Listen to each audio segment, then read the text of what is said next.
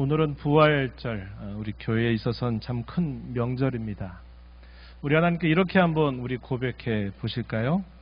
예수님의 부활 축하드리고 감사드립니다. 함께 해볼까요? 이렇게 옆 사람에게 한번 또 인사해 보시죠. 우리 주님의 부활의 은총이 함께 하기를 축복합니다.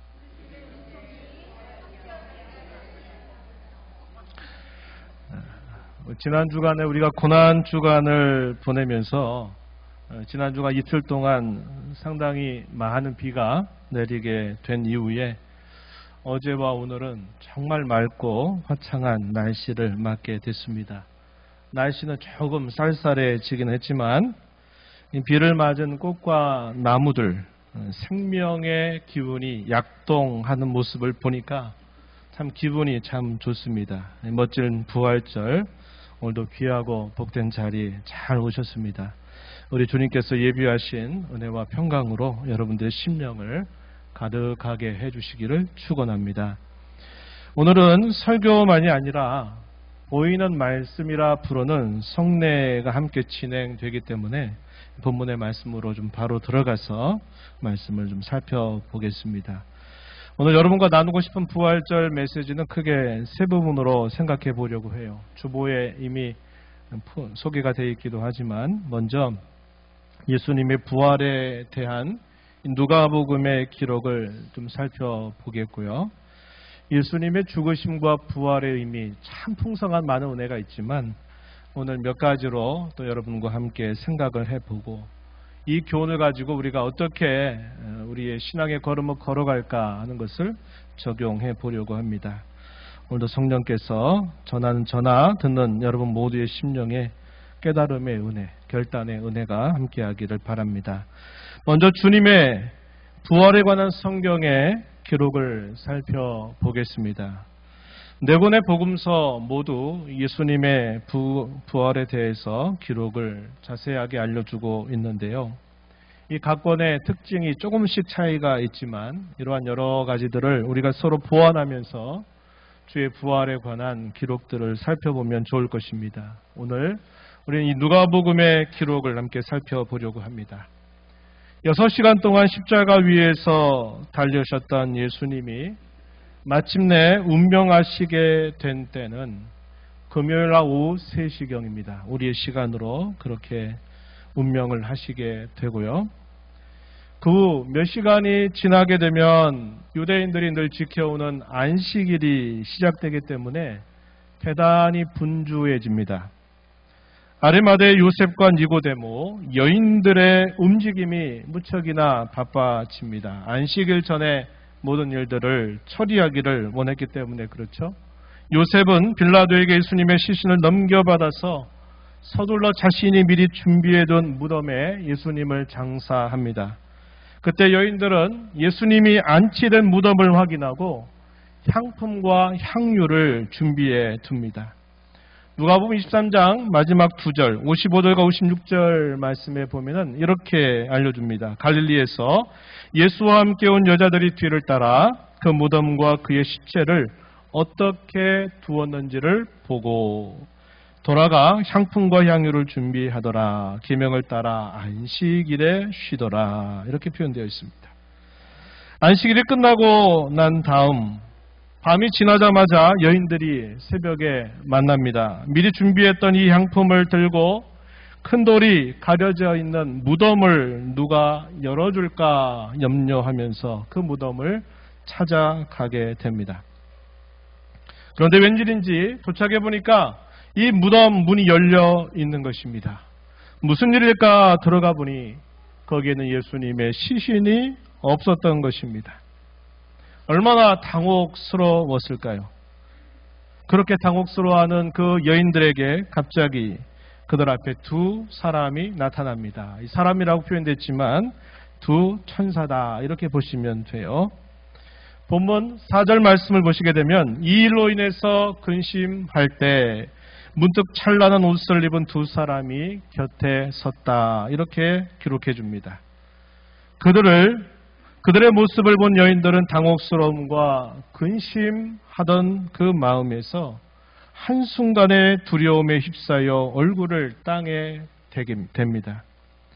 이들의 음성, 이 두 천사의 음성이 이 여인들의 귓가에 울립니다. 뭐라고 울렸을까요?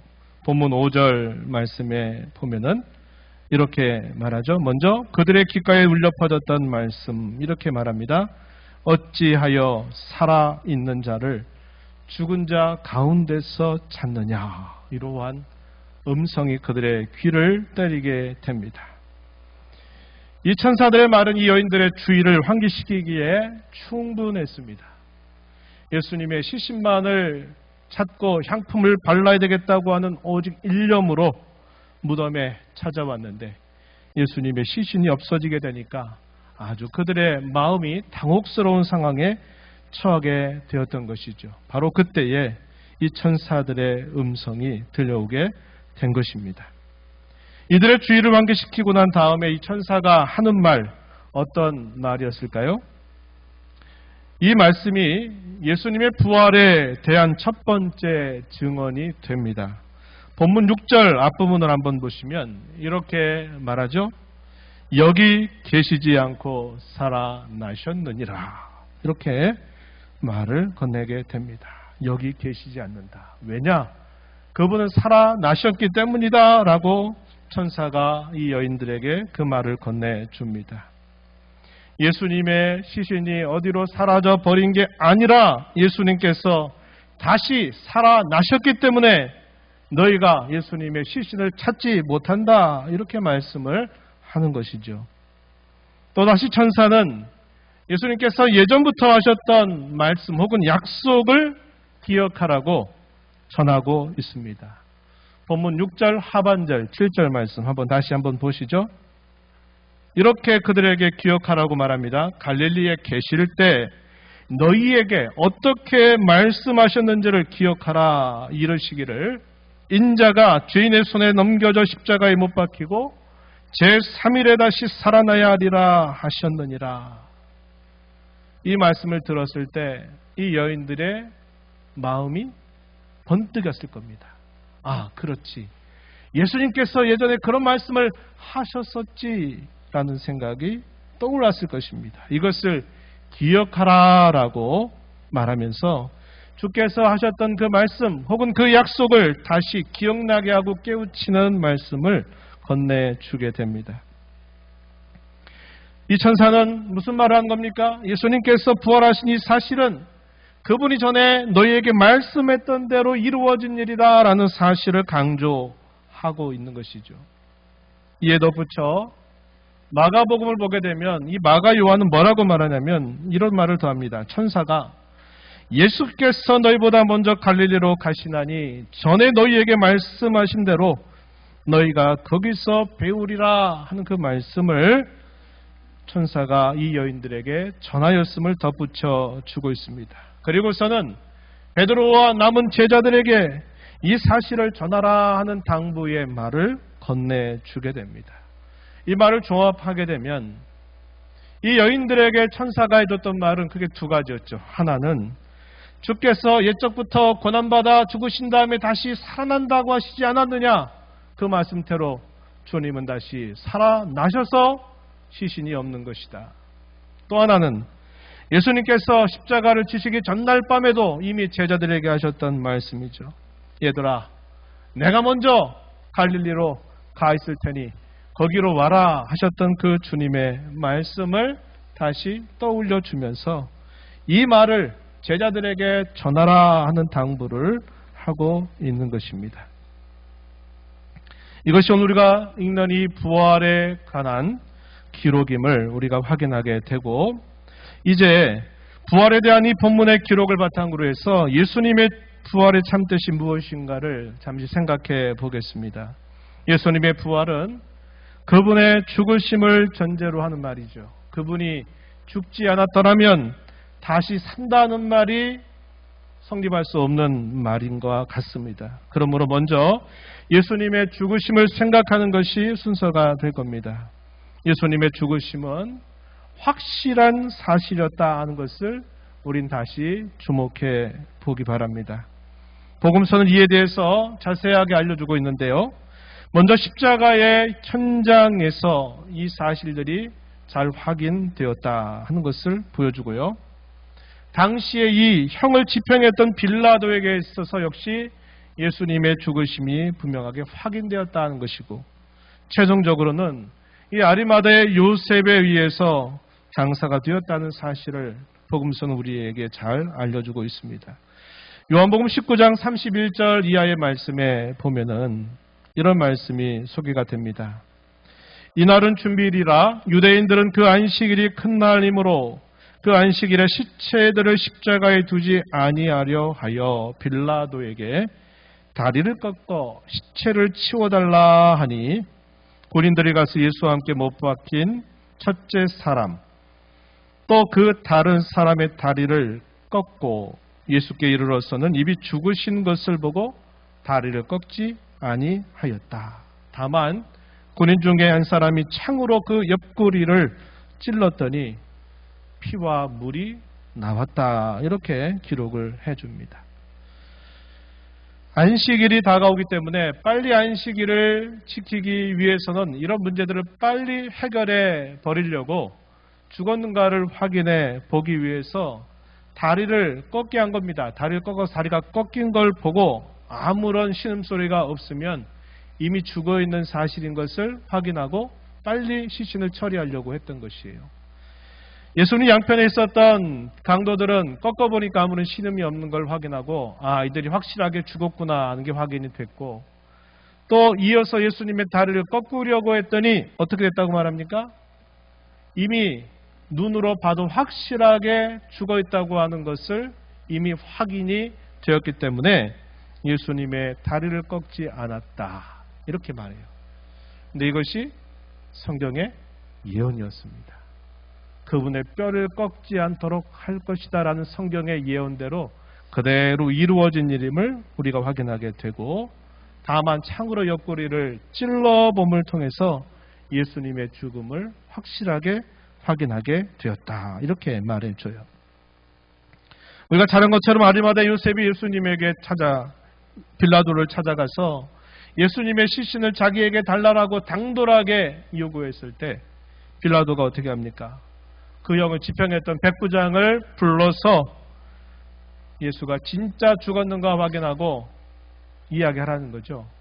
그것이 분명하게 확인이 되니까 빌라도가 그 시신을 요셉에게 넘겨주었던 것을 우리가 보게 됩니다. 마가복음 15장 44절 45절 그렇게 우리에게 소개해주고, 누가복음 23장 우리가 읽었던 본문 조금 앞부분에 가면 52절 이하에 보게 되면 이것이 다 확인이 됐기 때문에 아리마대 요셉은 자신이 준비했던 그 무덤에 예수님을 장사함으로 예수님의 죽음에 대한 모든 장사가 치러지는 것을 우리가 확인하게 되죠.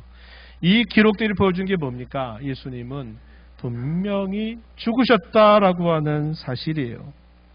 그렇다면 이 예수님의 죽으심의 의미 뭘까? 많은 교훈들이 있지만 두 가지를 여러분들에게 제시하는데, 그분의 죽으심이 확실하다면 분명하게 우리의 모든 죄값이 완전히 치러졌다라는 것도 확실한 사실이다. 또 하나는 그분과 연합해 있는 우리의 옛사람이 그 죽음에 함께 죽었다라는 것도 확실한 사실이라고 하는 겁니다. 제가 두 가지 얘기했어요. 꼭 기억하세요.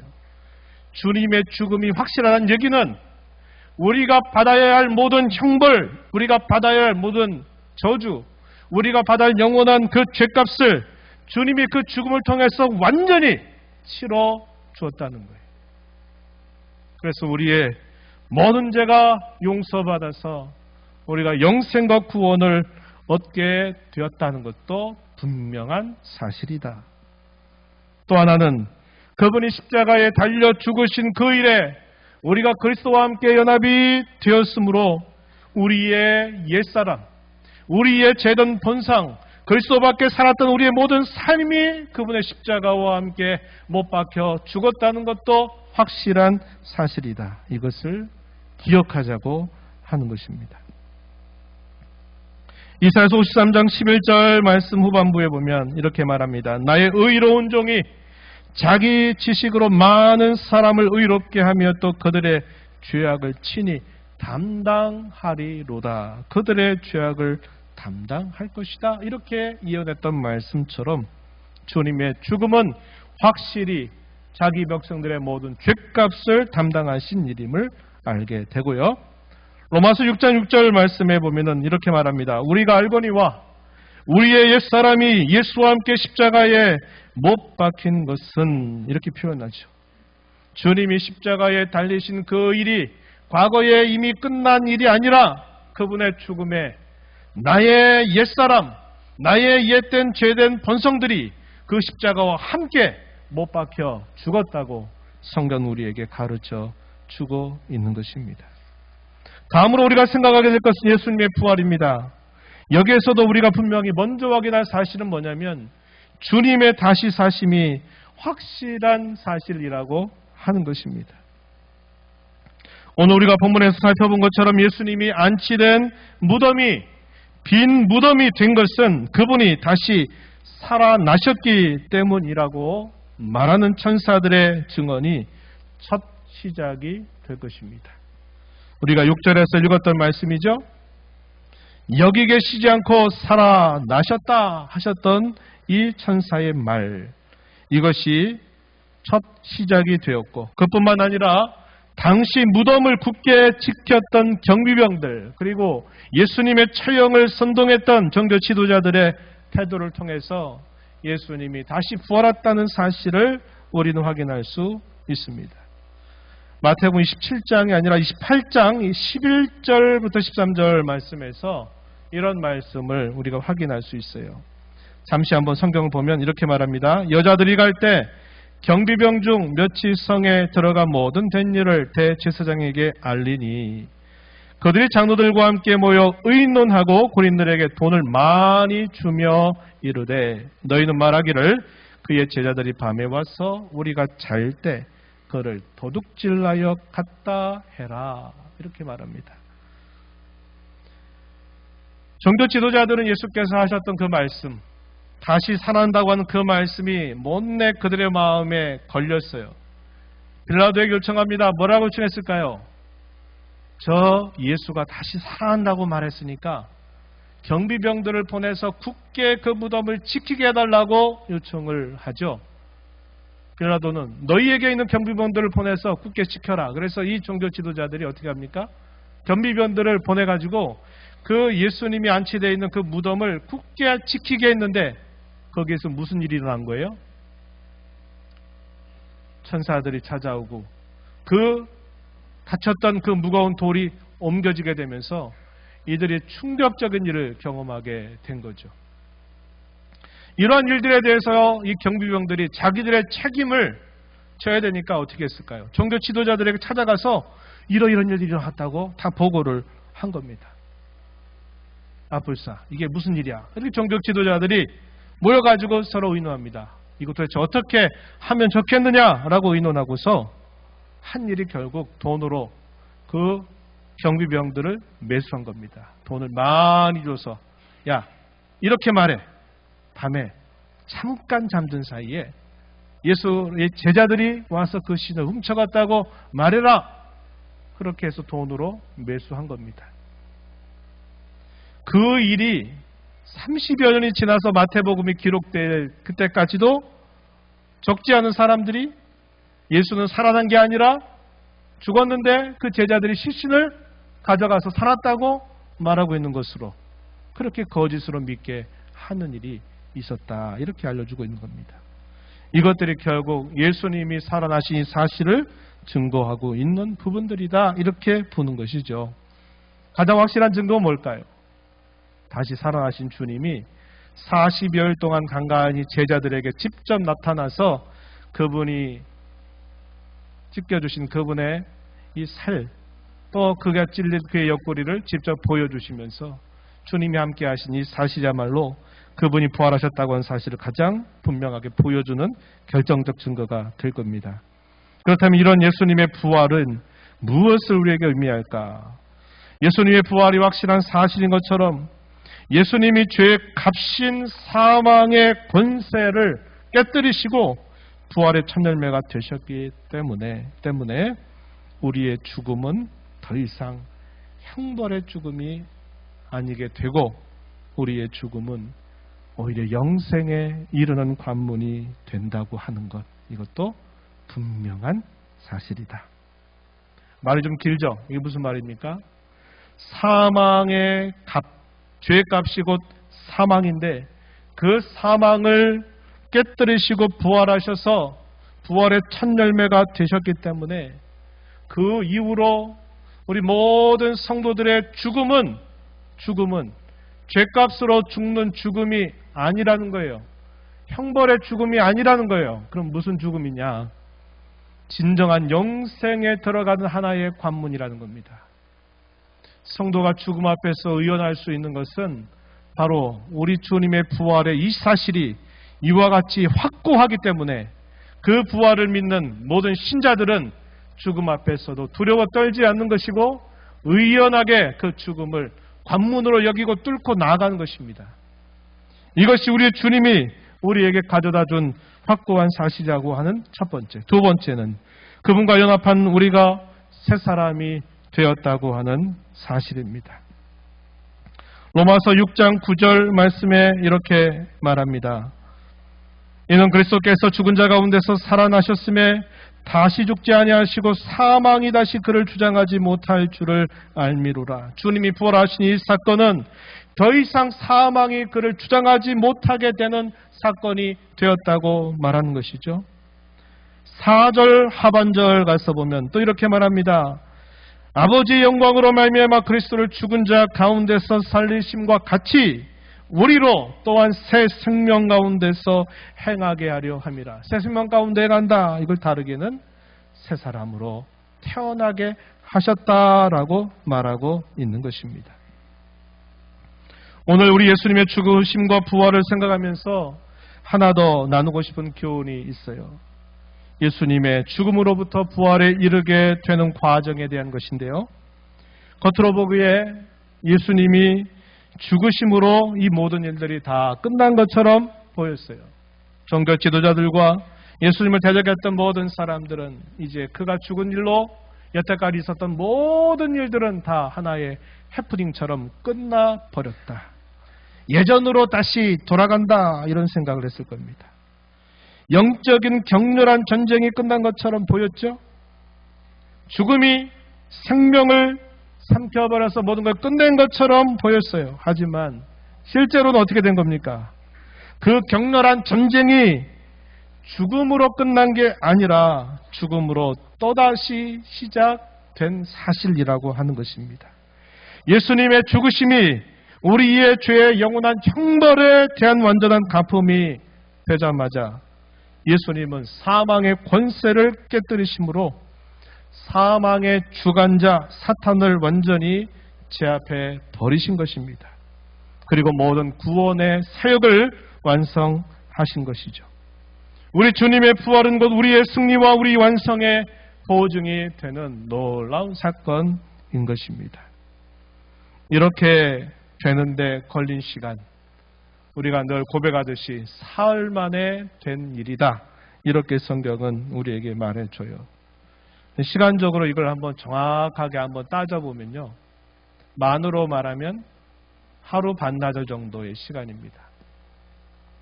약 36시간 정도, 이런 정도의 시간이 필요했던 거예요. 이런 정도의 시간이 끝나자마자 죽음으로 끝난 게 아니라 죽음으로부터 또다시 전쟁이 시작이 되면서 마침내 이 사망의 권세를 깨어 부수는 일이 하루 반 만에 36시간 만에 이 일이 이루어지게 되었음을 성경은 우리에게 말해주고 있다 하는 것입니다.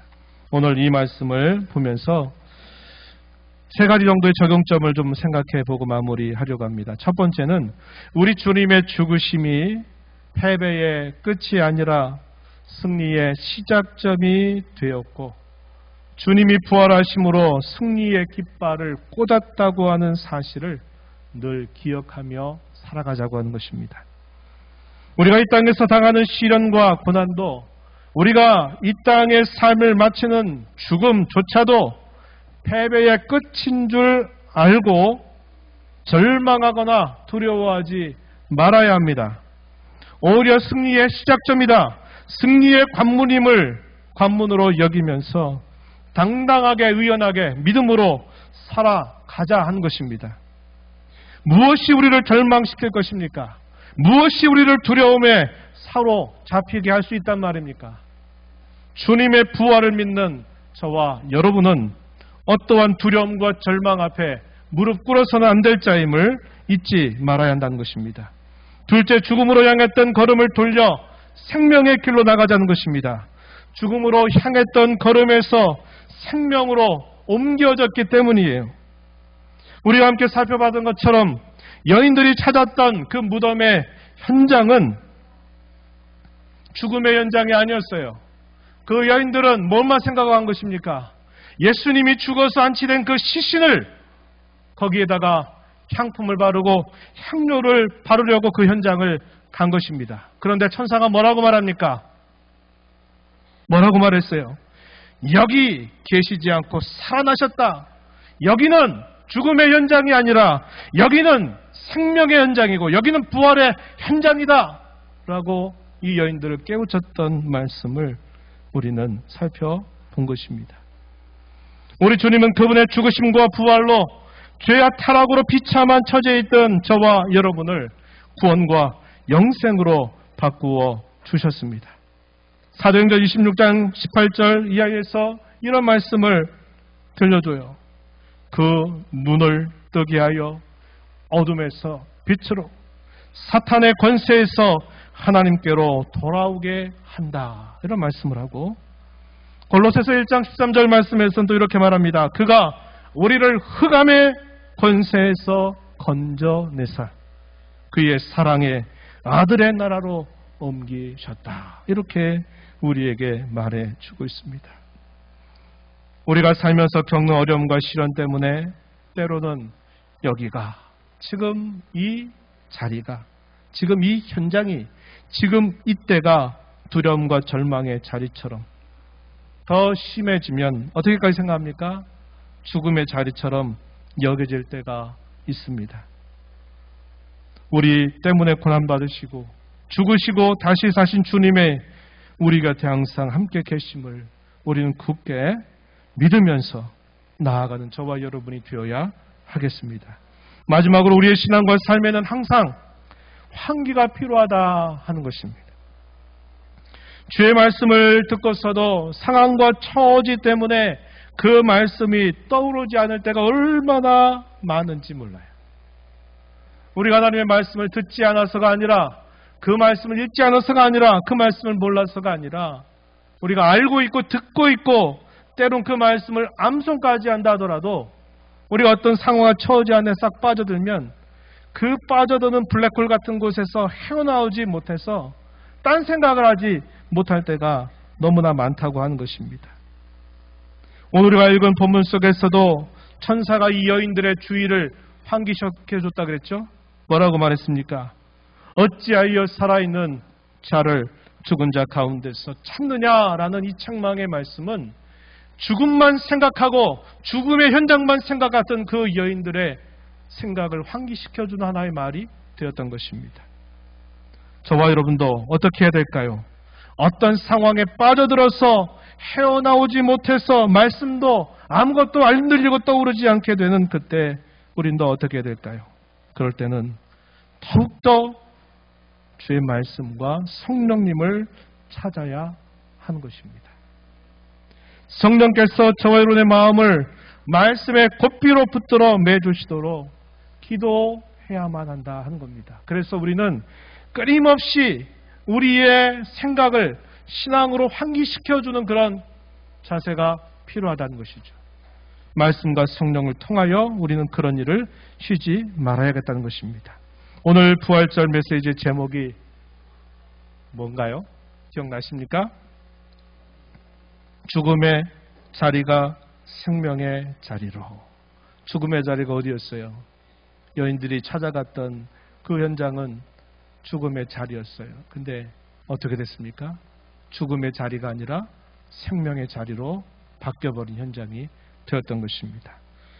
우리 주님이 저와 여러분에게 주신 이 부활절의 선물로 이 말씀을 꼭 간직하시기 바랍니다. 이 교훈 마음에 굳게 새기고 남은 생에 신앙으로 적극 응답하며 살아가는 저와 여러분이 되기를 축원합니다. 하나님 아버지, 부활의 기쁜 날을 저에게 또다시 허락하시고 기뻐하며 감사하며 우리 주님의 부활을 다시 한번 생각하는 귀한 자리를 허락해 주심을 감사합니다. 여기 계시지 않고 다시 살아나셨다, 이렇게 여인들에게 말하면서 깨우쳐졌던 그 말씀처럼 그들의 자리는 죽음의 자리가 아니라 생명의 자리로 바뀌어 있다고 하는 사실을 그들에게 일깨워주고 이 부활의 주님을 전하며 살도록 그들을 촉구했던 것을 기억하며 오늘 우리 주님의 죽으심과 부활의 은혜를 기뻐하고 감사하고 저희를 새롭게 하신 그 은혜에 힘입어서 언제나 부활의 주님의 증인으로 살아가며 주님의 부활을 전하며 살아가는 저희 모두가 되게 해 주옵소서. 예수님 이름으로 기도하옵나이다. 아멘.